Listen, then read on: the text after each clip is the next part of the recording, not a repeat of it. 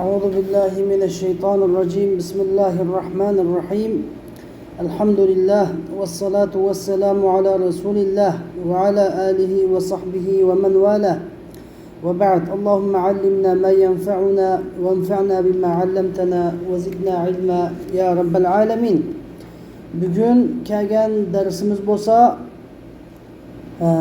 Aqida at-Tahawiyya namlıq İmam Ebu Ja'far İmam Ahmed ibn Muhammed Ebu Ja'far at-Tahawi rahimahullah yazgan Al-Aqidatu at-Tahawiyya namlıq bu mübarek Ehl-i Sünnet ve Cemaat akidesi hakkında yazılgan bu mübarek kitap ikinci dersi bugün sözleşme olmamız. Endi biz oldingi dersimizde muqaddimelerini, akide bilme hakkındaki muqaddime ve Ebu Ja'far at-Tahawi rahimahullah tarihi hakkında kısaca düşüncelerini sözlep ötken idik. Bu zat bolsa Hicriyanın 321. yılı vefat bolgan zat. Endi bunu bilmekçi bolganlar oldingi dersni qarasam bo'ladi. Endi bugünkü dersimiz ikinci ders. Yani bugünkü dersimizde biz Allah subhanahu wa ta'ala ve taqaddasının sıfatları hakkında to'xtalamiz. Allah azze ve celle'nin sıfatları hakkında to'xtalamiz. Çünkü ilmil aqida çoğun cihettin üç türge bölünüdü. Birincisi ilahiyat, ikincisi nübüvvet, üçüncüsü sem'iyyat.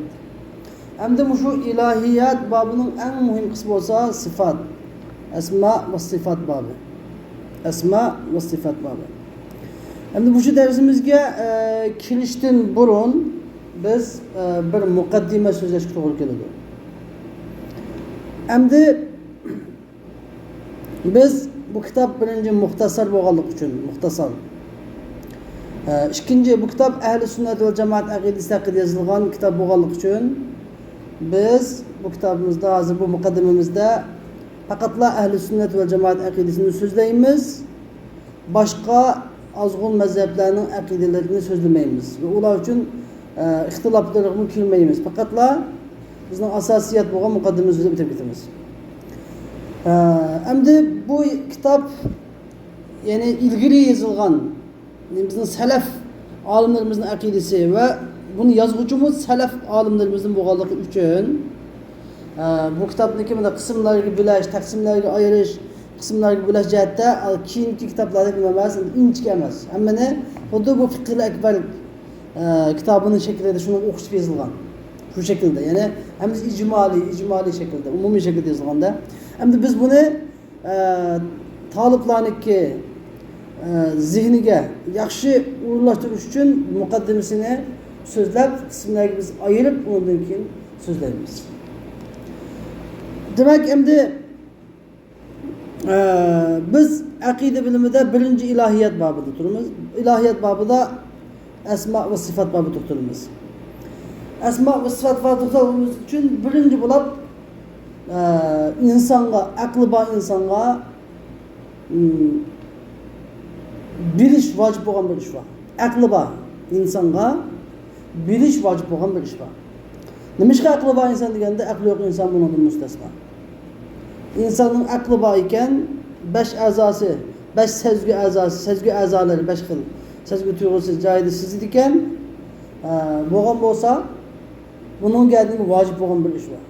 Bu bo'lsa Allah Teala bunun bergen kıymetlik bibaha en güçler akli arkalık yaratkucusunu bilir. Nima uchun deganda çünkü insanlar bizning hissiy sezgilar orqali kulish, tutish, anglash, tuyush, tetish degandek sezimlar orqali bir narsalarning borligini, shakllarini bilalaydi, sizalaydi. Hem ovozlarni anglayoladi. Shakllarni ko'ralaydi. Ammo bu mushu his tuyg'u a'zolari orqali bu narsaning borligini, shaklarini ko'rish faqatla bu his tuyg'u a'zolariga bog'liqlam emas. Biz to'g'ri, biz shu his tuyg'u a'zolarimiz bilan narsalarniki barligini bilalaymiz, ko'ralaymiz, anglayalaymiz. Ammo ba'zan şeylarni bu his tuyg'u a'zolari ba'zi şeylarni bu his ba'zi şeylarning o'zini emas, balki shu şeylarning asliga qarab turib, asliga, ta'siriga, iziga qarab turib biz shu şeylarni bilalaymiz. Ammo o'ziga qarab turib emas. Mesela meyada bir kasa var deydi, üstte bir kasa. Üstte bir istakan. İstakan kuyuluk. Lekin ben kirsem veya ben az bu üsteni ben çıkıp ketganda hech nima yo'q edi. Ama ben kirganda istakanda bir kuyuluk turdi. Demek meni şu an meni aqlimga nima keldi o? Aqlimga keladigan narsa, demek bu istakanni birisi bu yoqqa qo'yib qo'yibdi degan keldi. Bu aqliy hukm men, aqliy. Aqlim orqali bilaman. Bo'lmasa ko'zimda kimning qo'yganligini ko'rmadim. Kimning qo'yganligini eshitmadim. Ham furqinam furmadim. Ham tetib ham boqmadim. Lekin shunda turib, shu boshqa sezgi a'zosidir bilmay turib, men buni bir odamning uchun qo'yganligini bildim. Nimaga tayinib? Sap aqlga tayinib bildim. Tamam, buni nimadan bildim? Ya şu istakanga qarab bildim. Tabii ki his tuyg'u a'zolari bunga ehtiyojimiz bor. Ammo bu vosita bo'ladi bu chog'da. Yana şu istakanni ko'rib bildim. Istakandan bo'ldi, bir odamning qo'ygan asari bo'ldi, asar. Bu asardan bildim. Endi şeylarning bor bo'lishi uchun cho'qim jism bo'lish kerak emas. İnsan faqatlam jismlarni va jismlarda paydo bo'lgan araz hodislarni ko'ralaydi, anglayalaydi, sezalaydi. Ammo jism bo'lmagan va hodisa bo'lmagan narsalarni ko'rolmaydi, anglayamaydi. Endi buni ko'rolmaganligi, anglayolmaganligidan u narsaning yo'q ekanligi kelib chiqmaydi. Endi uning borlig'ini siz qanday bilasiz? Endi bir so'zlash kerak. Uning borlig'ini siz qanday bilasiz? Desa, buning borlig'ini men buning asridan bilaman.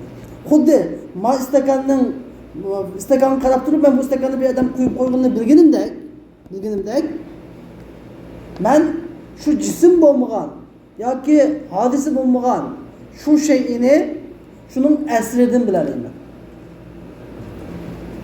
Xo'sh. Endi biz shu ilm aqida babida birinchi qilib nima babida so'zlaymiz? Vujudus sani babida. Ya'ni yaratquchining boyligi haqida so'zlaymiz. Aqida babida birinchi qilib nima? İsbat vujudus sani, ya'ni yaratquchining boyligini isbotlash haqida so'zlaymiz. İkinci qilib hozir men umumiy jihatimiz so'zlaydi, buni keyin bir-biridan kelay. Birinchi qilib yaratquchining boyligini isbotlaymiz. Yaratquchining boyligini isbotlab bo'lgandan keyin bu yaratquchining birligini isbotlaymiz. Bundan keyin tavhidga kelamiz. Ya'ni yaratquchining birligini isbotlaymiz. Yaratquchining birligini isbotlab bo'lgandan keyin bu yaratquchiniki biz shu ikkisi yaratquchining borligi va birligini isbotlash jarayonida qo'llangan dalillarimizdan tabiiy kelib chiqadigan tanzih babul kelamiz. Biz shu tanzih orqali yaratquchining borligini va birligini isbotlay olgan aqlimiz bilan. Demak biz babul tanzih kelamiz. Allah Teala'nı barlık mahlukatla o'xshamaydigan bu o'xshab qilishdan pak munazzah ekanligi babul kelamiz. Çünkü biz şu tenzih babı orqali Allah Teala'nın barligini ve birligini isbotlay olamiz. Onundan keyin bunu isbotlab bo'lgandan keyin şu bu alemni biz Allah Teala'nın barligini ve birligini isbotlaganda ishlatgan dalillerimizga shunda qarab turib, bu bar bo'lgan ve bir bo'lgan mahlukatlarga o'xshamagan bu zotning ne kadar kudretlik, ne kadar hikmetlik, ne kadar bilimlik, ne kadar güçlük, ne kadar kudretli qarab turib, bu zotniki intayin kamil sifatlar bilan sifatlanganligini. Nima qilib chiqamiz? Shuni kelamiz, shu bosqichga kelamiz. Mana mush hammalarniki o'rtaq bo'lgan taraf. Ahli sunnat val jamoat mana mushu taraflardan kirib aqida bilimini Ash'ari mazhabidagilar va Maturidiy mazhabidagilar ikkinchisi ahli sunnat val jamoat aqidasi ikki xil tarafdan kirgan. ikki xil tarafdan kelib hammasi o'xshash ma'nolarni ifodalaydi. Lekin ozroq ixtiloflar bor. Endi biz dastlabda Ash'ari mazhabidagilarniki taqsimotlarni ustida o'tamiz. Ash'arilar birinchi qilib Alloh taolaniki barliq haqida so'zlaydi. Buni vujud deb, bu sifat ismini vujud. Vujud degan sifatni Alloh taologa nisbat berish uchun chuqur bundan burun biz hukm degan yerga kirish kerak.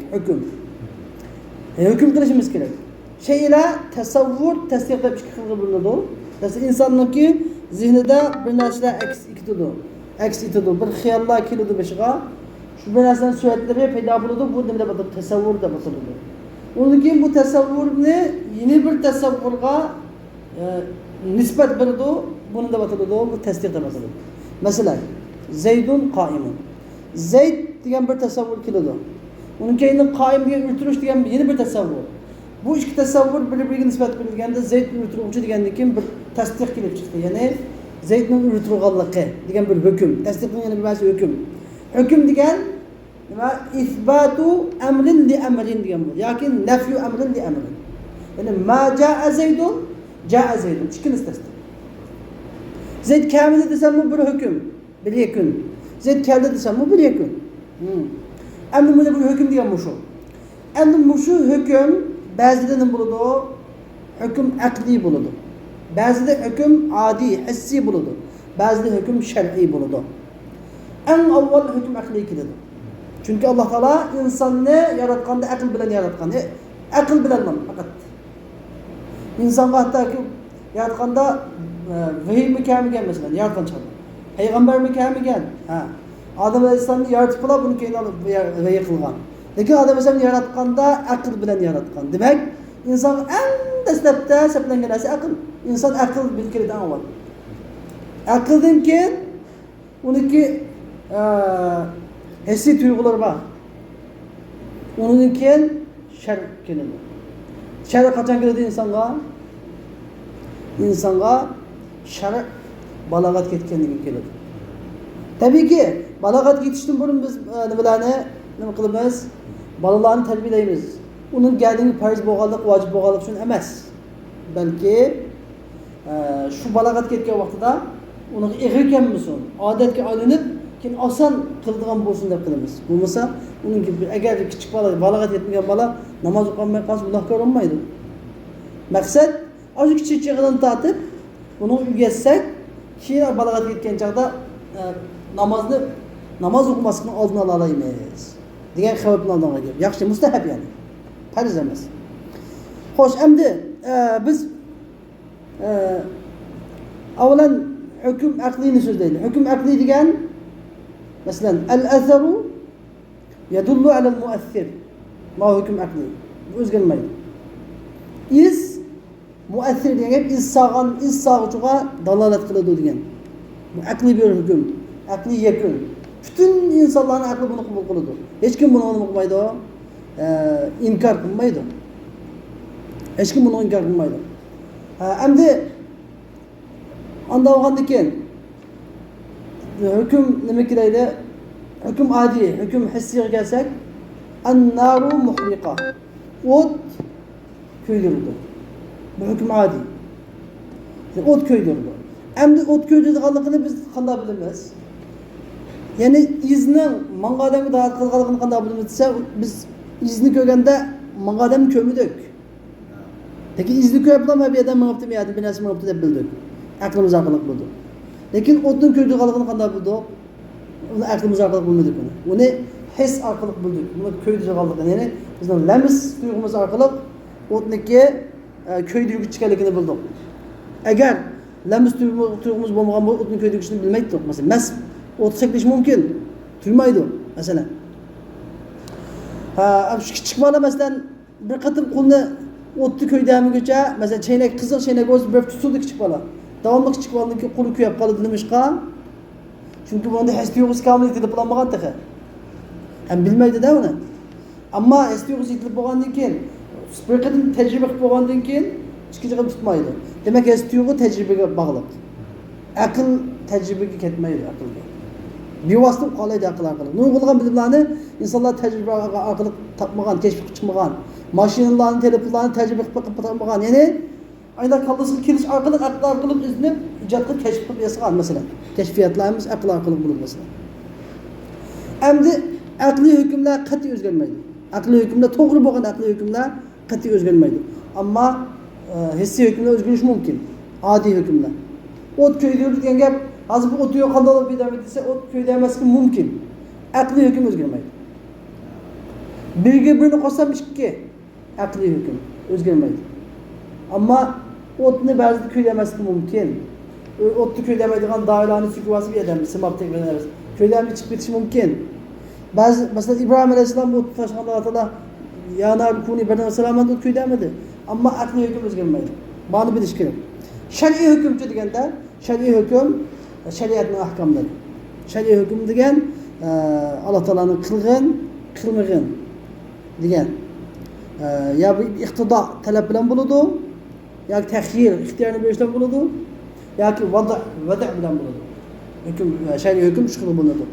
Iqtidoi, yana biri ixtiyoriy, yana biri vad'i deb shu xil bo'ladi. Uni usul fiqhda so'zlaymiz.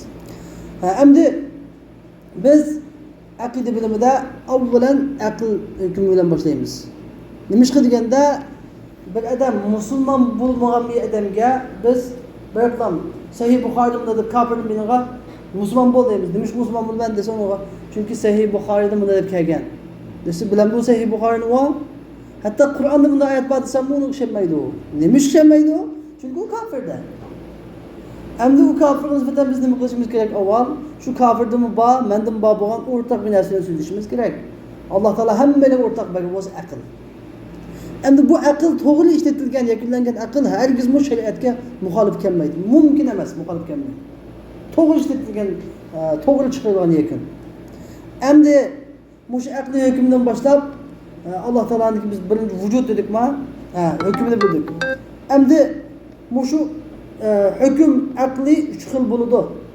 Biri vojib, yana biri vojib, yana biri mustahil, yana biri mumkin, yana biri bo'lmasa bo'lmaydigan. Bo'lmasa bo'lmaydigan. Ya bo'lishi vojib degan hukm.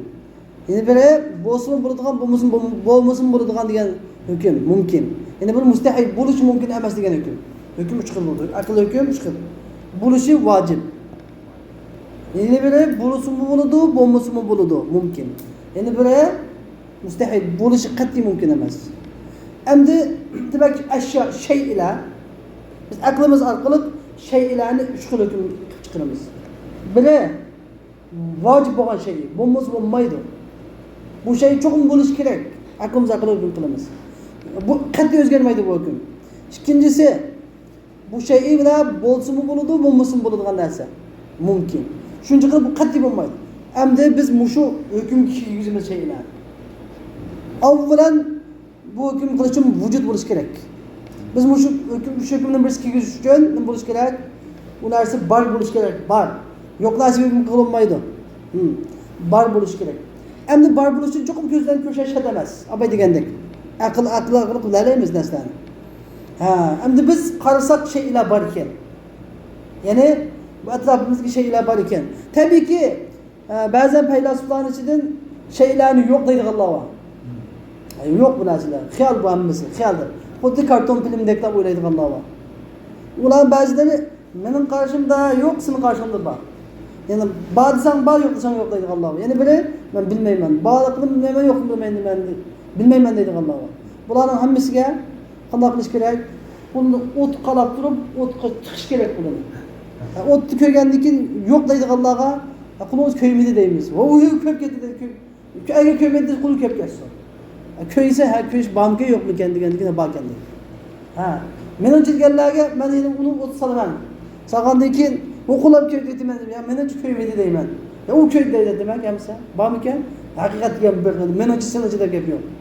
Shunga dinga ishonishmi, erkinlik ishonmasmi erkinlik degan gap bu qat'iy xato gap. Uchinchisi bilmaymanchilar, bilmaydiganlarni o'tib solamiz.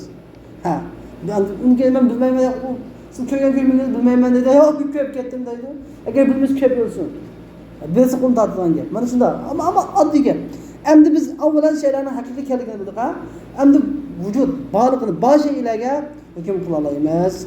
Endi mushu ba'zi şeylerin barligini ko'zimizdan ko'radi ekanmiz. Hissiy şeylarni. Ba'zi şeylar aqliy şeylarni asr orqali biladi ekanmiz.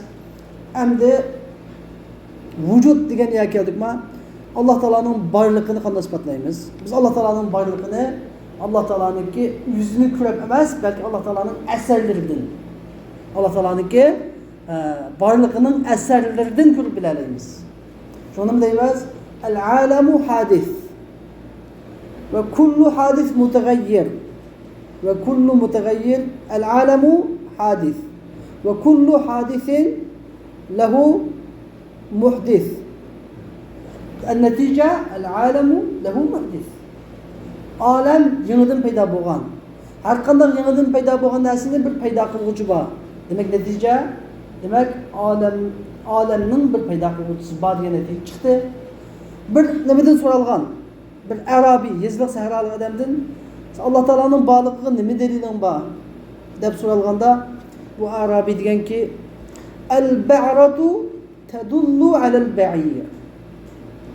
والروث على الحمير وآثار الأقدام على المسير فسماء ذات أبراج وأرض ذات فجاج وبحار ذات أمواج ألا تدل على الصانع الحكيم القدير.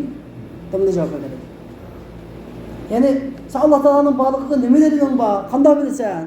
Deb sorganda degan ki tügünün mayıqı, yolda tügünün mayıqını görsem, küzem bilen kömey durup, miyadın tügümün yaptığı da bilaleymen. Çünkü Arabi yoğandıkken sahralık, tabi tügü gamrakta, şunu üzün kalısı gelmeydi. Fizekni görsem, işekni gömey durup, işekni yaptığı da hüküm kılalaymen. Aklım arkada. Asarlar da, yani adamların, karvallarının izlerini, insanların şeylerin izlerini görsem bir yerden bir nersi mınıptı ya adam ya hayvan mınıptı deyip hayvanını görmesem bu adamını görmesem bu mangallıkını bilaleyim ben. Andak boğan ekan. Fasaman zatu abraj. Bundan qançılıqan burçlar igi boğan asman. Ve ülkeşlik dolqunlar igi boğan deniz. Ve ardın zat ficac. Her xil yolları var, çoğunluğu egri toqa yolları igi boğan tağları var. İgizden mındak hattı yeşillik, kakaslık mındak her xil rengarenk zemin. Bir dana, muşu zeminlarını bir yasuğucu, hikmetlik, kudretlik, emrin haberdar bir yasuğucu dalalet kılmasma. Düşündü. İmam-ı Cafer Sadık radıyallahu anhu'dan soraşkan. Rabbinin bağlılığı neme delilin var? Qanday bilesen Rabbinin bağlılığını? O kim o? Qanday bilaman deganda İmam Cafer Sadık şu adamlarga degan. Sen denizga chiqib baqqanmi? Ya'ni kimiga paraxtga chiqib baqqanmi sen? Deb so'raganda ularning biri ha men paraxtga chiqib baqqan. Paraxtga chiqib baqqan. Deganda İmam Cafer Sadık so'ragan. Paraxtga chiqib bir yerda buran chapdan chiqib bir paraxtlar qatayga chugab ketgan ahvollar bo'lib qolganmi deb so'raganda birisi ha men bir paraxtga chiqib qattiq buran chapqinda chiqib shuning bilan paraxt g'arq bo'ldi, pachaqlanib ketdi. Men shu paraxtning yog'ochlaridan bir yog'och esilib olib aynda bir laylab bir juda chukunda qutulib dengizdan chiqqan hayot qolgan bir odam men deganda shu odamga Imom Cafer Sadık sen şu vaqtida şu aynda buran chapqinda chiqib aynda g'arq o'qitgan vaqtingda kimning sana yardım qilishini tilida shu chog'da ko'ngilda kim menga bir yardım qiladi deb o'ylading. Ay kim o'ylagan bo'lsang ashura. Şu chog'da kim menga yardım qilib bir qutulgan bo'lsam deb o'ylagan bo'lsa shu Rabbimsin. Degandagi shu chog'da musulmon bo'lgan ha shu odamlar. Ya'ni xuddi hozirgi zamonimizda bir odam ayol planga chiqdi deydi. Ayol planga chiqib kafir odam kim o'zi qat'iy nazar. Musulmonga tabi Allah Taolani tilaydi, kafirning gapmavda. Ayol planga chiqib nimada kütükçüler derhal nima deydi o? Hozir qattiq havolar buzilib ketdi. Ayol tushib ihtimoli bor, yoki ayol bir masala chiqdi. Deb shunda bir e'lon qilgan ayol degan xalqini olib ketdi. Hammamiz kafir o'zimiz bo'lib bo'zim bo'yni mida qilib Ko'zni yumib ya Rab, Alloh meni saqlagin deb Allohning tiliga tuydi. Demak, buning hammasini fitratida eng qisqalgan chaqda tilaydigan fitratida bor. Meni Rabb. Fitrati bor.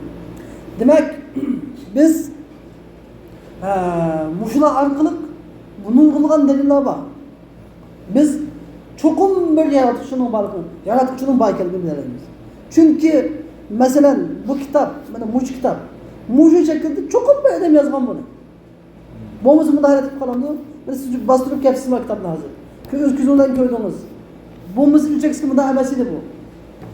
Bu aklımız arqılıq %100 kesib aytaramizki, bu jahonning yaratuvchisi bor. Mundaq to'rt fasl, osmon, zamin, dengiz, rengarenk gullar, hayvonotlar, insonning aqliga yetkisiz bepoyon zaminlar, ko'klar, yerlar, hamma narsaga shunda bir nazar, e'tiqod, e'tiborimizni tashlaydigan bo'lsak, mundaq inchga, tartiblik, mundaq bir sun'iy qudratni qilish uchun cho'qim bir yaratuvchi bor bo'lish kerak. U hikmatli, qudratli olim bo'lish kerak. Çoxum bor. Demak buni isbotlaymiz. Mana endi biz vujud isbotladik. Ash'arilar qiz bo'yicha endi vujud isbotlagandan keyin nima keladi? Undan keyin endi sifat birinchisi bu vujud sifa nafsiya deb ataladi. Sifa nafsiya. Undan keyin ikkinchisi sifat salbiya deb ataladi.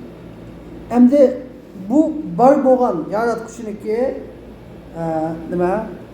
Sifat salbiya, ya'ni bunga naloyiq sifatlarni tashlash kerak.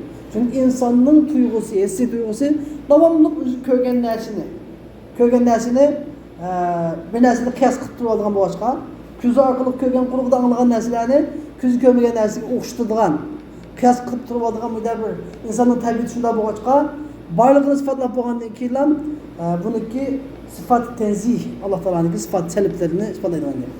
Bu yig'inchoqlarga kelganda 5 xil sifat bor. 5 xil sifat. Sifat tenzih, sifat salbiya 5. Bu 5 o'g'anda qaysi? Birinchisi vahdaniya. Alloh taolaning barligini sifatlab bo'lgandan keyin uning birligini isbotlash kerak. İkincisi qidam. Yani Alloh taolaning qadimligi. Qadim tatbiqi. Üçüncüsü el-baqa.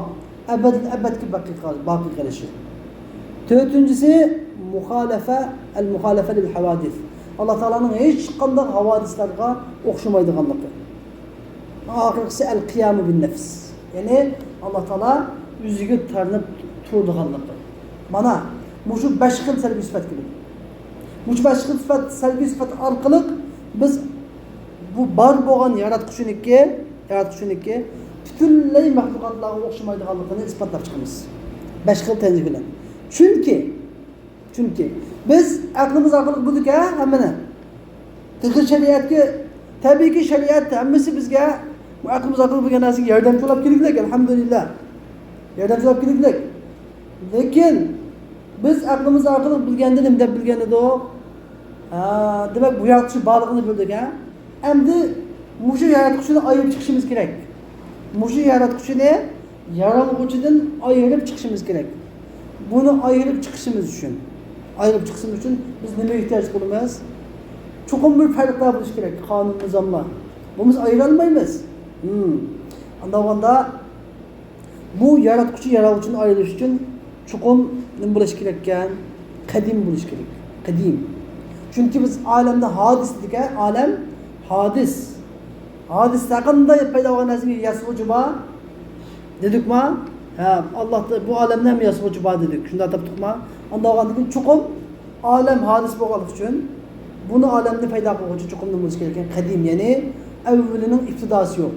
Bir yana paydo bo'lgan bir zamon yo'q. Qadim degan gapdan bizning bu kona 1 million yil bo'lgan degan gap emas, balki nima? Avvalining ibtidosi yo'q. Ya'ni u paydo bo'lmagan. Yo'qdan nima? Paydo bo'lmagan. G'ayr muhdas, ya'ni yo'qdan paydo bo'lmagan. Azaldan tatbiq deydi. Buni bilgandan keyin degan biz Alloh taolaning qadimligi so'zlash bilan bir farqni bildik. Demak, Alloh taolo hodisa emas ekan, Şunun için bu muhdis ekan. Böyle qadim bo'lish kerak ekan.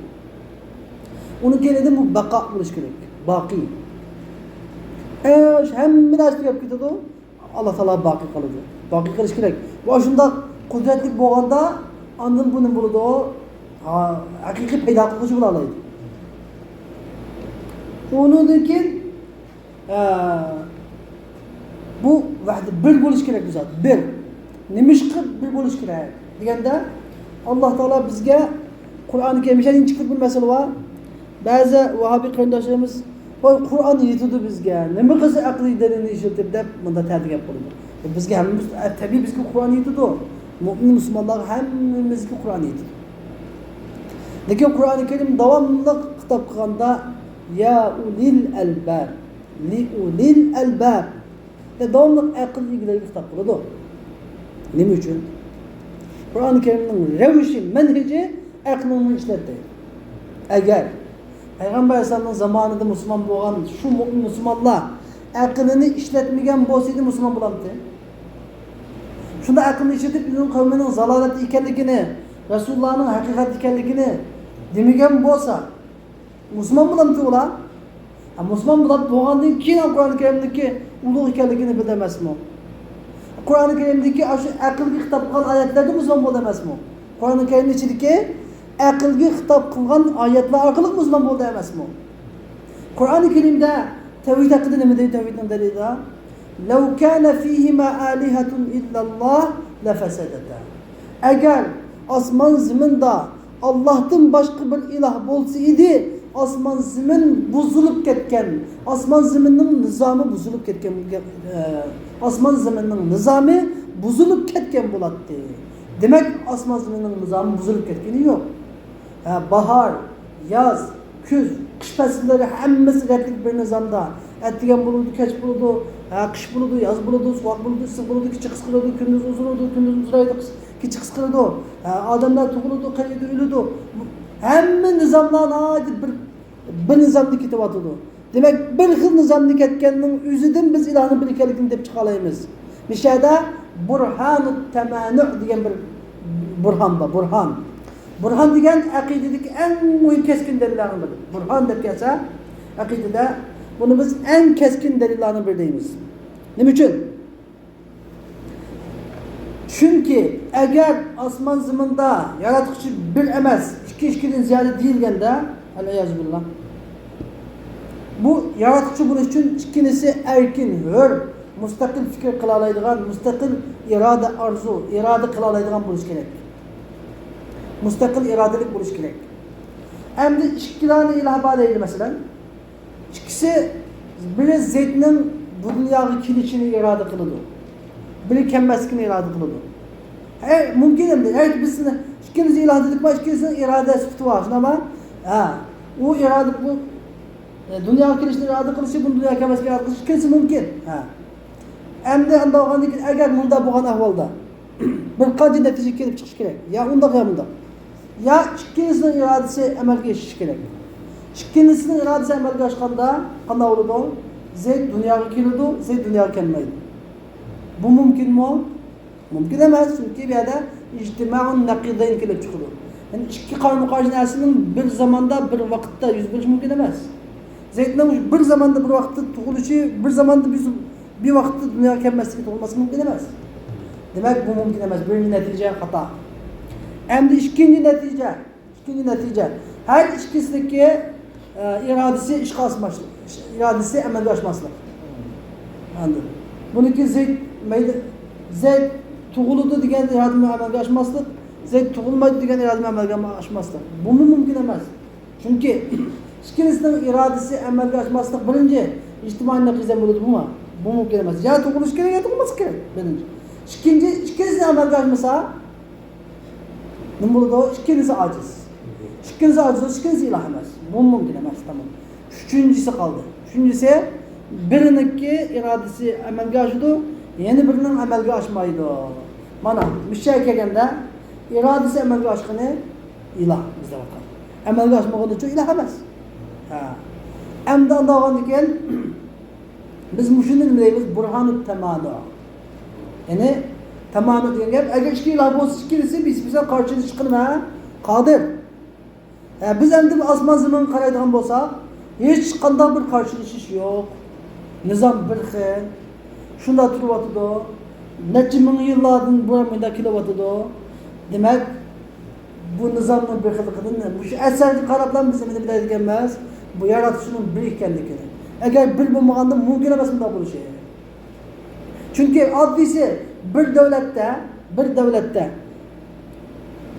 agar ikki podshoh bo'lmay, bir davlatda bir podshoh bo'lmay, ikki podshoh bo'lib qolsa bu davlatni tinchlik bo'ladimi? Ushuludir. Bir davlatda masalan dunyoda zo'miga mustamlaka davlatlar, kichik davlatlarni ezib, foydalanib, to'xtamasdan zo'rlab bir davlat emas dunyoda. Bu shuni aqlni ishitish kerak. Bu shaharlardan biz nimadan Alloh taolaning birligidan dalil deb chiqalaymiz. Mana endi yeni bir vabi qanday deyishimiz kerak. Nima ish haqida ishlatamiz? Qur'on Karim dedi bizga. Desa, ash İbrahim alayhisalom qanday topgan Rabbini? Qur'on Karim Alloh taolo uchuq bayon qilmadimi? Yulduzni iloh deb baqdi. Oyni iloh deb baqdi. Kunni iloh deb baqdi. Hammamizni g'oyiblab ketgandan keyin ana la uhibbul afilin demasmi? Men g'oyib bo'luvchilarni, yo'qolib ketguchilarni, o'zgirib ketguchilarni yaxshi ko'rmayman. Ya'ni ular iloh bo'lolmaydi dedi. Keyin Alloh taolo İbrahim alayhisalomni shunda maqtadimi shu oyatning oxirida? Maqtadimi? Demak İbrahim alayhisalomniki iloh haqida izlanganligini Alloh taolo maqtadi va butun insoniyatga nima musulmon İbrahim alayhisalom musulmon deb atgan nomni berdi. Musulmon. Aslamtu li robbil alamin degan nomni berdi. Andagandan keyin Fir'avn Namrud degan Namrud qilmo İbrahim alayhisalom aqli dalillarni keltirdi bu. Achada osmon tushgan vahiyni yoki osmon kitobni barini keltirmay Namrud kafirligini nima dedi? Kafirligini davlashganda, mening Robbim ularni tirildiraydi, sen tirildirib baqa. Mening Robbim har kuni quyoshni sharqdan chiqarib mag'ribda o'tirg'izdi. Sen bir quyoshni mag'ribdan chiqarib baqa. Mushundaq po'latdek davlini qo'ydi. Fabuhitallazi kafar. Kafirning og'ziga tosh tuproq qilib itib qolishmi qilmay qoldi.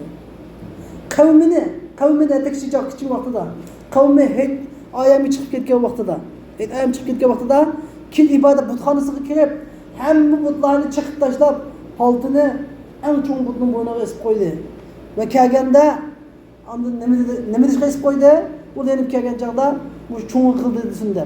Kelgan vaqtida buni sen qildingmi degan yo'q, cho'ng qildi deganda, shu vaqtida hammasi ya İbrahim siz bunu eşimle kılamaydıganligini sen bilirsen o qanday qildi deganda, biz üzülümü qo'llayolmaydigan, gapni qilolmaydigan, yemaydigan, üzülümü qo'llayolmaydigan bu o'zingni aytib olgan narsaga ibodat qilamsizlar. Bu qanday aql bu? Deganda bu oxir İbrahim alayhisalomning gapiga doğru aqlni gap gapirmaydiganligini bilib, buni o'tib tashlab qo'yishdi deb o'tib tashlashgan bu. Ya'ni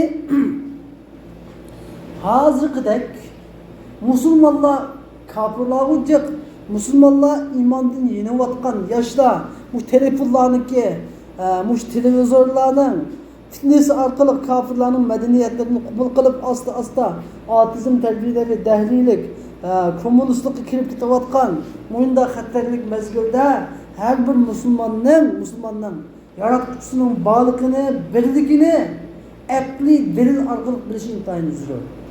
Intayin muhim.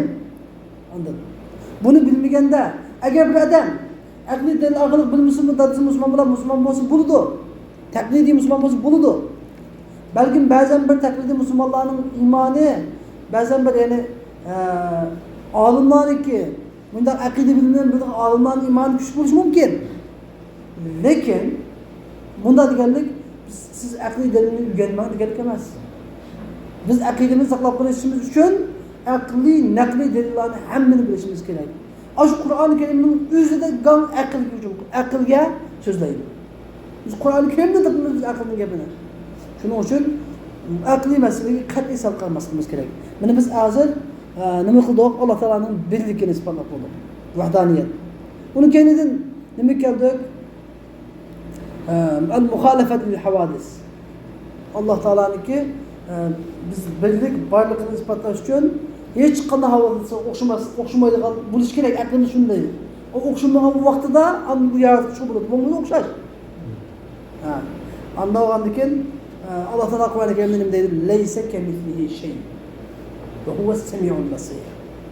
Allah Teala hech qanday bir narsa o'xshamaydi. Hech qanday bir narsa Allah Teala'ga o'xshamaydi. Allah Teala shunda hech kimga o'xshamagan holda anglaydi, hech kimga o'xshamagan holda ko'radi. Nasıl onun keyin el-qiyam bin nefs. Allah Teala bihacet. Bütün nesler Allah'a muhtaç. Allah hiç bütün alemin bihacet. İnnallâhe la ganiyyun anil alemin. Kul huvallahu ehad. Allah yekigane. Allahu samad. O bihacet. Hemme onun muhtaç. Anda oğandikin bütün nesli bağlılığını Allah Teala'dan alıdken, Allah Teala'nın bağlılığı öz zatıdın vacipken, Allah Teala gayrike muhtaç emesken. Diğer hükümlerini aldık. Bunu şu 5 tane sıfat selbiye. Onun kendiden 7 tane sıfat maani kıldı. Sıfat maani kıldı.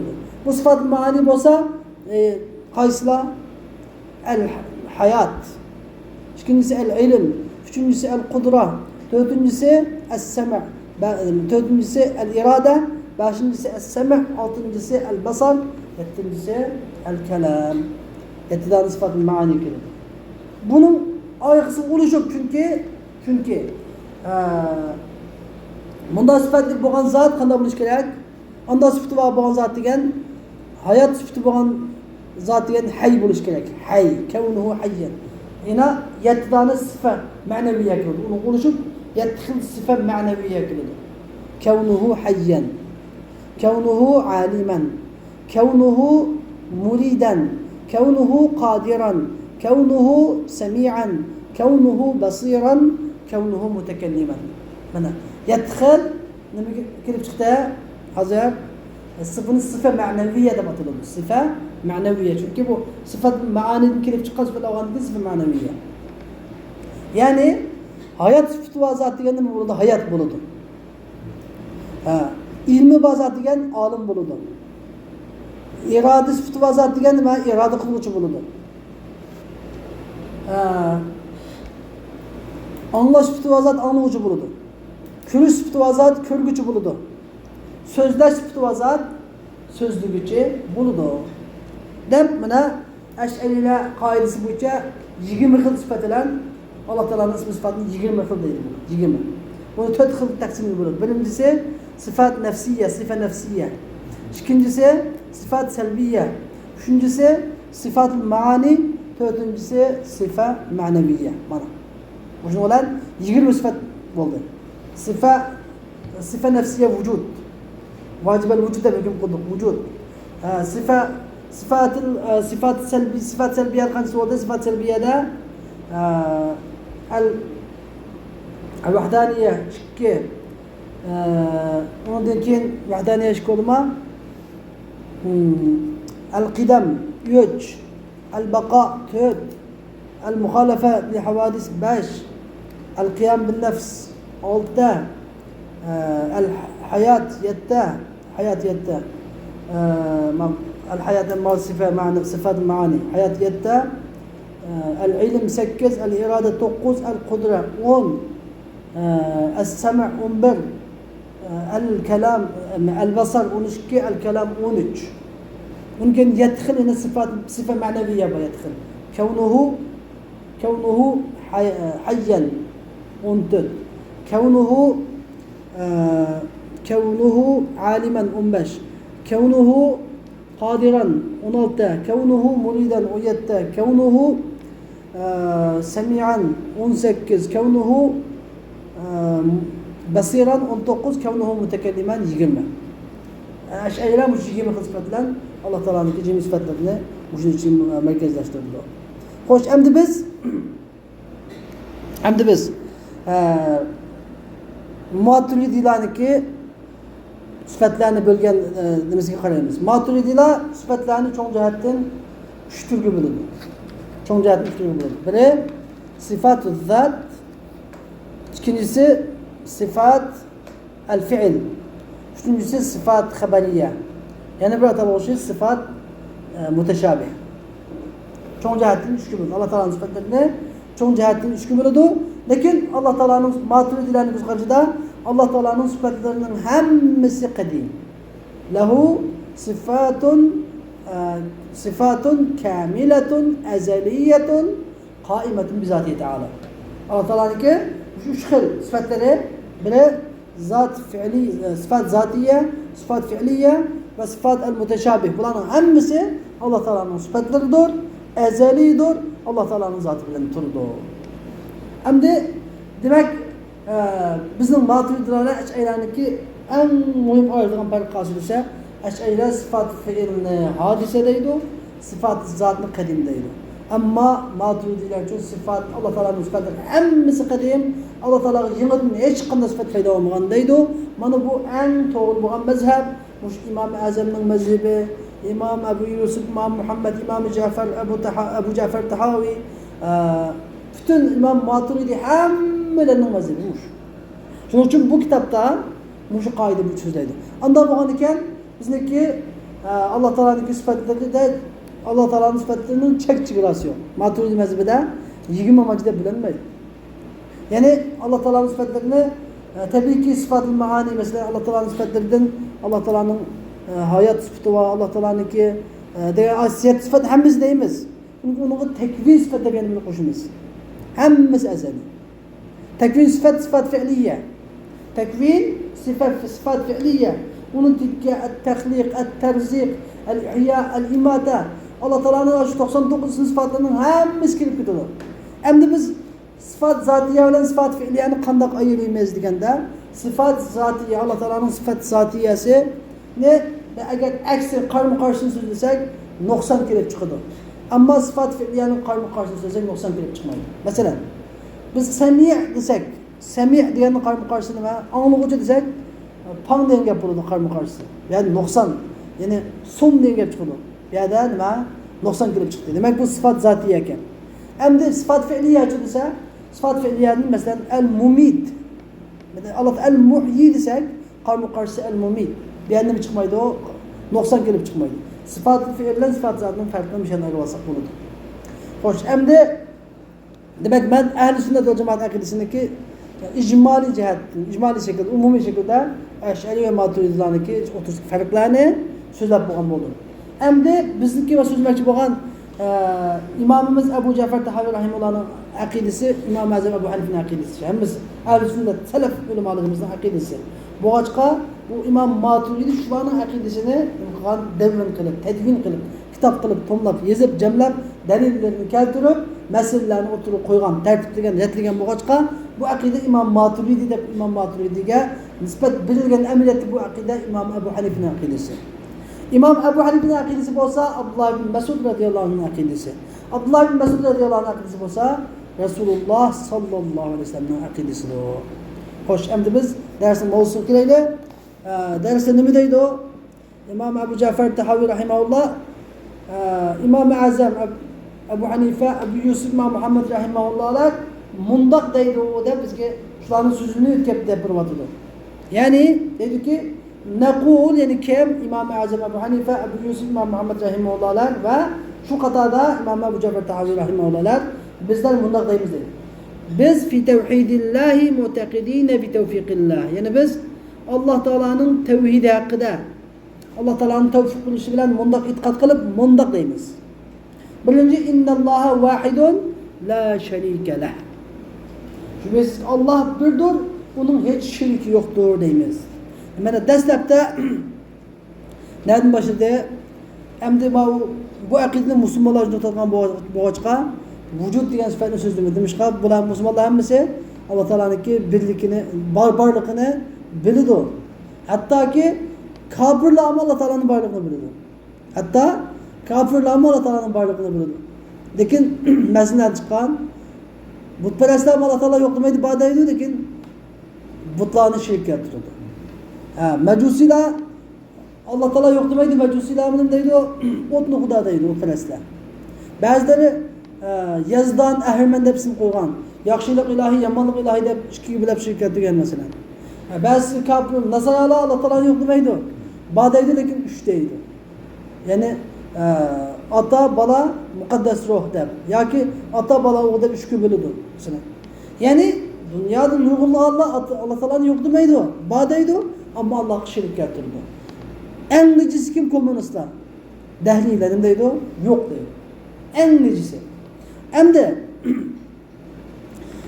shunda bo'lganlik uchun uni Alloh taolaning borlig'ini isbotlashga bu yerda men birinchi kitob muxtasar bo'lganlik uchun ham bu intayin ochiq bir haqiqat bo'lganlik uchun uni so'zlamasdilar. Nima deb ketadi? Tavhid bor keladi. Tavhid muhim bo'lgan. Chunki Alloh taolo bor degan bilan bir odam musulmon bo'lmaydi. Toki Alloh taolo yakkigani bir demaguncha. Va shu Alloh taolo degan payg'ambarni bir haq demaguncha musulmon bo'lmaydi. Endi birinchi qilib innalloha vahidun dedi. Endi innalloha vahidun. Biz Alloh birdir dedi. Ya'ni Alloh birdir. Endi biz yani vahdaniyet, tevhid degan uqumga keldik. Tevhid uch xil bo'ladi. Tevhid degandagi til ma'nosi nima bo'ldi? Ya'ni bir narsani bilish yoki bir qilish. Bir narsani bir deb e'tiqod qilish yoki bir qilish degan bo'ldi. Endi bu shariatning ma'nosi shu, ya'ni Alloh taolani zotidimi bir, sifatidimi bir, af'olidimi bir deb bilish degan bo'ldi. Alloh taolaning zotida bir deb bilish qanday bo'ladi? Yani Allah Teala nima munazzahun an kamil muttasil ve an kamil munfasil. Yani Allah Teala ançilak mançilak degan gapdir. Ançı kilo, ançı metre degan gapdan pak munazzah. Allah Teala ança mança degan gapdan pak munazzah. Yani adet kelmaydi, tushunamizmi? Andagan ekan, endi zotidagi birlik degan yana Alloh taolo zotida bir boshqa bo'laklarga bo'linmaydi. Boshqa bo'laklarni tarkib ham topmaydi, boshqa bo'laklarga ham bo'linmaydi. Endi masalan inson desak, inson qo'l, pot, bosh degandek bir qancha a'zoni tarkib topadi. To'g'rimi? Agar shu a'zoning bir a'zosi bo'lmasa, nima bo'lib qoladi? Naqs bo'lib qoladi. Mashina desak, mashina choq, gavda, o'rindiq, deydigan kapat, deydigan bir muncha narsalarni tarkib topadi. Agar shu a'zolar, shu saymonlarning biri bo'lmasa nima bo'lib qoladi? Naqs bo'lib qoladi, nuqson bo'lib qoladi, kam bo'lib qoladi.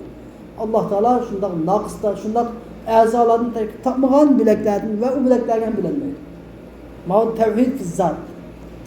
Endi va yana Alloh taolodan yeni birisi yo'q. Alloh taolodan yeni birisi yo'q. Faqat bir dona, yakkigana.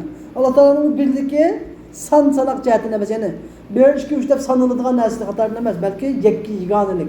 Hech bir shirk yo'q tarafdan. Shunga la sharika lah deydi. La sharika lah vahiddan nima deydi? Tafsir qiladi. Alloh taolaniki hech bir shirk yo'q jihatdan Alloh taolo bir dona yakkigan zotdir. Endi ahadun vahidun degan ikkisi bir ma'noda, lekin ba'zan olimlar ahad degan ya'ni zotida bir, vahid degan sifatida bir degan bo'ladi deb aytganlar bor. Xo'sh. Endi men vahid degan umumiy ma'noda, endi yeni bir tevhid zot deganni bilib bo'ldik. Ham tevhidun fi sifat.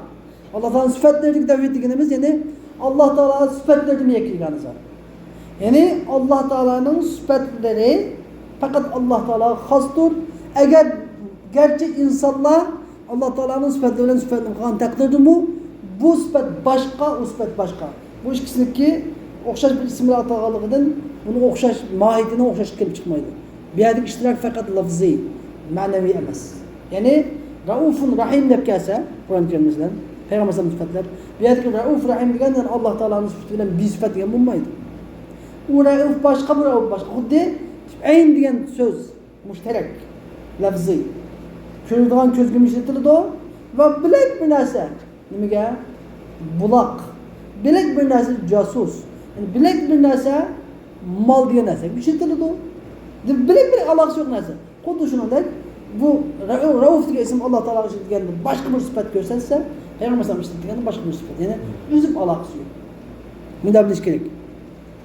Sifatli bir degan. Endi af'olida bir degan gap desa, af'olida bir degani Alloh taolo bütün bu yani mevcudat kainatta la fa'ila illallah. Hamma ish izni qiluvchi Allohdir. La havla va la quvvata illa billah. Biz har qanday ishni Alloh taolo yaratmasa, Alloh taolo yordam bermasa, Allah Teala kuch quvvat ato qilmasa biz qilolmaymiz. Biz bir ishni qilganmiz, bu ishni Allah Teala yaratib berdi. Allah Teala yaratib berdi. Anda biz kasb qiluvchi. Biz qilganimiz, biz iroda qilamiz, kasb qilamiz. Allah Teala uni yaratib berdi. Shuna olgandan keyin nimada fe'lidimi berdi. Endi yeni bir ma'nosi Allah Teala bir dana ilim, Allah Teala sıfatı birligini, Allah Teala'nın bir dana ilim sıfatı var. Bir ilim sıfatı var. Zatını ekleyeceğini bir dana Allah var. Sıfatımı bir ilim sıfatı var. Şu ilim sıfatı bilen çeksiz malumatlarını biliyordu. Bir kudret var, şu kudret bilen çeksiz malumatlarına kadir. Bir sema sıfatı var, şu bir sema sıfatı bilen çeksiz malumatlarını anlaydı. Bir basar sıfatı var, şu sıfatı bilen çeksiz malumatlarını görürdü. Kuddu bana şundan. Tevhid diye bana şu. Ama bizim Vahhabi kardeşlerimiz bu tevhidini tevhid rububiyye, tevhid uluhiyye demiş ki bilip yani kafirlerin tevhidi rububiyyesi, tevhid uluhiyyesi yok da yani kafirlerin yerin Müslümanı çıkarıp koydu. Peki bununla ben beştirgende karşı taraflarındaki delillerini sözlemeyimiz ve ulanın sözlerini kiriştirmeyimiz de bitip gittim. Bunun kendi kitaplarda hem bizim tefsiri nememiz var hem de tefsiri cevabımız var. Lakin tevhidde tevhid uluhiyye, tevhid rububiyede bileş bid'at. Hem de innallaha vahidun la şerike leh. İkinci ve la şey'e misluh. Allah Teala'ga hiç kandak bir narsa okşaş emas. Allah Teala okşaş hiçbir narsa yok. Ve la şey'e yu'cizuh. Allah Teala'nı aciz keltirdiğin hiçbir şey yok. Ve la ilahe gayruh. Onun başka hiçbir ilah yok. Bana bir şarkıcı toxtumay bizge tevhid mesut etmedi. Hem de biz nama Hanefi mezhebide değil mi? Maturidi desem Maturidi'nin kim kelgen zat? Biz nama Hanefi itikadı mezhebi, usulü din ve furu cihati Hanefi mezhebide anda Eş'arilerine gidek madakılım yok. Ayırıp sözlemegende hemmesi bilinmem oldu. Sıfat-ı tenzih devamlı nima bilen sıfat-ı zat bilen Allah Teala'nın azali sıfatı bilen devamlı bilinmem oldu bilge. Azim yakıcı sıfat tenzih hemmesi. Yani tevhid degen sıfat ne? Bizge şehirle atıdı. Allah Teala'nın bir digenimiz, Allah Teala'nın şirki yok digenimiz buludu. Allah Teala okşaş hiç dersi yok digenimiz buludu. Allah Teala yakkigan digenimiz, Allah Teala şunda kudretli zat ki Allah Teala'nın hiç kadar narsa aciz kılanmaydı. Küçük kuvvetli Allah Teala'daki hiç kadar birisi yok digen buludu. Ve la ilahe gayru. Allah Teala'nın başka hiçbir ma'bud yok. İlah digenin manası ma'bud. İbadet kılıcı yok digen buludu. Dep, sıfat tenzihe başka sıfat dedik mi demiştik ya? Aşı sıfat tenzihindeki birincisi de bu yani. El-vahdaniyetini düşündük ben. Ülkenin ikincisi kase, kadim kelime. Kadimun, el-kidem diyemedik, el-kidem diyoruz. Kadimun bila iktida, daimun bila intiha. Yani Allah Teala kadimdir. Yani ezelden tatbik. Kadim diyenin manası la evvele leh diyen buludu. Yani evvelindeki iktidası yok. La evvele leh. Kadimun bile ihtiyacı başının içinde kibir, başının içinde yok. Evvel ezel tatba. Daimun bile intihar diye. Ahırlaşmaydı, tügünmeydi o. Çek yok. Çeki yok, devamlaşır. Allah Teala ebedin ebed ki memnun kalıdı, yani baki diye. La yefna ve la yebid. Allah Teala pani bulmaydı ve la yebid yok bulmaydı. La yefna ve la yebid işkisi manada sözleşti. Lakin bazılar la yefna degen Allah Teala'nın zatını yok bulmaydı ve la yebid Allah Teala'nın sıfatını yok bulmaydı demek Allah'ın. İkincisi tekit üçün ve ikincisi tekit üçün kelgen. La yefna ve la yebid. Ve la yekunu illa ma yurid. Fakat Allah Teala'nın iradı kınılan buludu. Yani demek bu adamı Allah Teala iradı kılgıcı, Allah Teala mecbur emez. Fe'alun lima yurid. Allah Teala iradı kılgıcı, Allah Teala mecbur emez.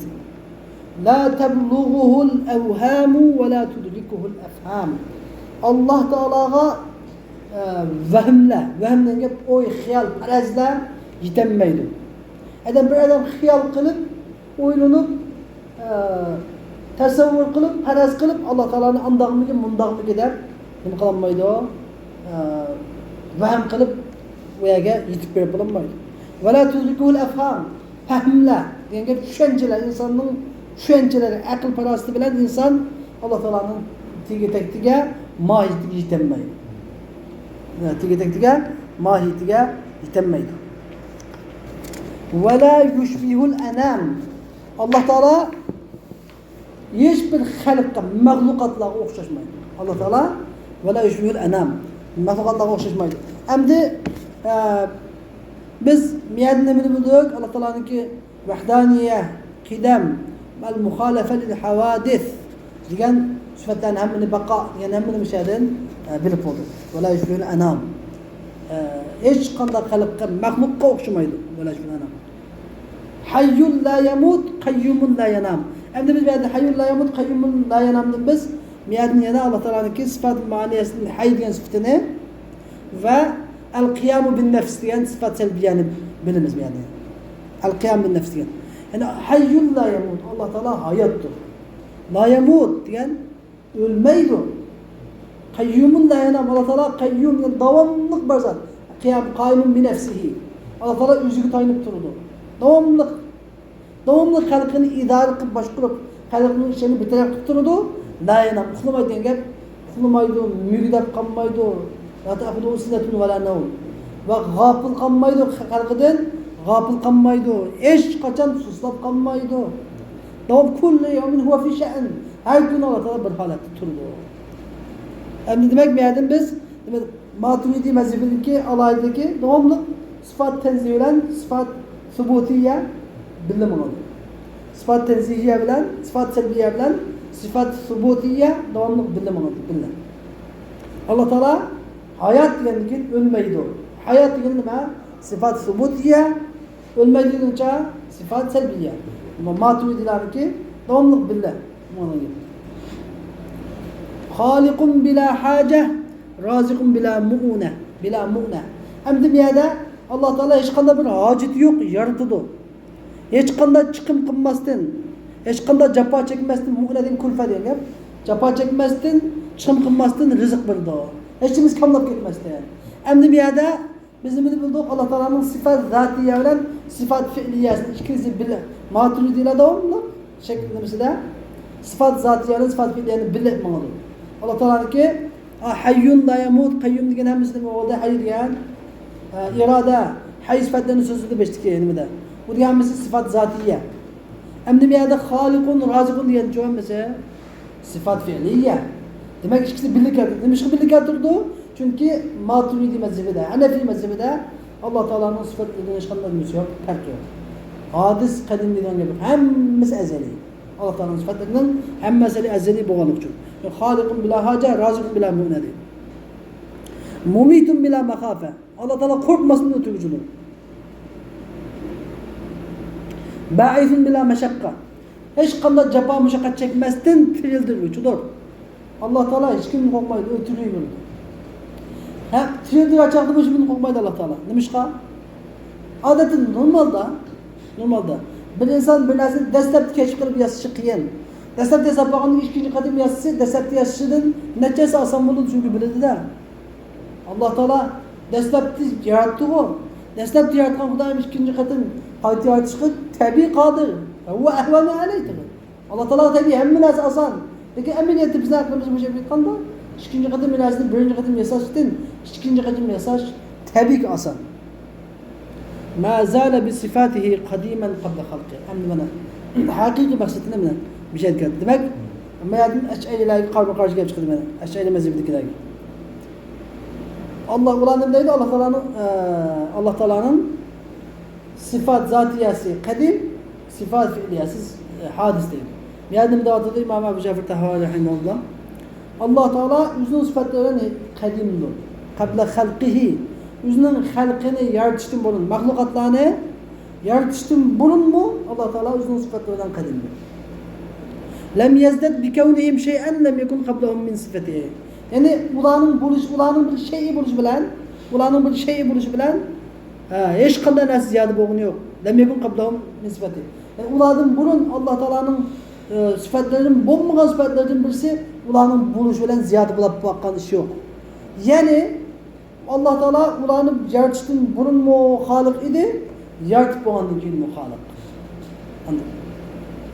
Ularni yaratib bo'lgandan keyin xoliq degan sifatni olgan emas. Va kama kana bi sifatihi azaliyan. Amma Allah Teala o'ziniki azaliy sifat bilan bo'g'rida kazalika la yazalu alayha abadiyan. bundan burun qandaq shu azaliy sifati bilan azaliy bo'lsa Alloh taolo bundan keyin muabadil abadga shu komil sifat bilan shundoq bo'ladi Alloh taolo. Laysa ba'da xalqil xalqi istafada ismal xaliq. Alloh taolo xoliq degan ismni xalqni maxluqotlarni yaratib bo'lgandan keyin olgan emas. Vala bi ihdasil bariyati istafada ismal bari. Alloh taolo bari degan ismini bariya degan barcha xalqni yo'qdan paydo qilib bo'lgandan keyin olgan emas. Bari xalqga ikkinchisi bar qilish degan gap. Yaratish, ofrida qilish, yo'qdan bar qilish degan ma'noda o'xshash bir ma'noda. Bariya ismi xalq degan bo'ladi, maxluqot, xalq ismi maxluqot degan bo'ladi. Yana Alloh taolaning ya bari, ya musawwir, xaliq degan ismlar hammasi xalqlarni yaratishdan burun ba ismlardir. Lahu ma'na rububiyyati va la marbub va ma'na al-xaliqi va la maxluq. Ya'ni Alloh taolo uchun rububiyya ma'nosi bordir va la marbub degan Alloh taolaning Rabblik degan ismi Alloh taologa bu sifati bordir. Halbuki marbub yo'q edi. Halbuki ya'ni maxluqlar marbub degan maxluq degan. Alloh taolo Rabb degan sifati Alloh taologa bordir. Halbuki maxluqlar yo'qdir. Maxluqlar yo'qdir, Alloh taoloning Rabblik sifati bor. Va ma'nal xaliq va la maxluq. Alloh taoloning xoliq degan sifati bor Alloh taoloning. Halbuki maxluq yo'qdir. Ya'ni maxluq yo'qdirmi Alloh taoloning xoliq degan sifati bor. Hammasi bir ma'noni imqiyotida ta'kidlayotdi. Va kama annahu muhyil mauta ba'da ma ahya. Xuddi Alloh taolo tirildirib bo'lgan, hayot qilib bergan narsani o'ldirib bo'lgandan keyin, kama annahu muhyil mauta ba'da ma ahya. Tirildirib bo'lgandan keyin ularni tirilgizuvchidir. Ba'da ma ahya. Ya'ni tirilgizib bo'lgandan keyin ularni tirildiruvchidir. İstahaqqa hadal isma qabla ihyaihim.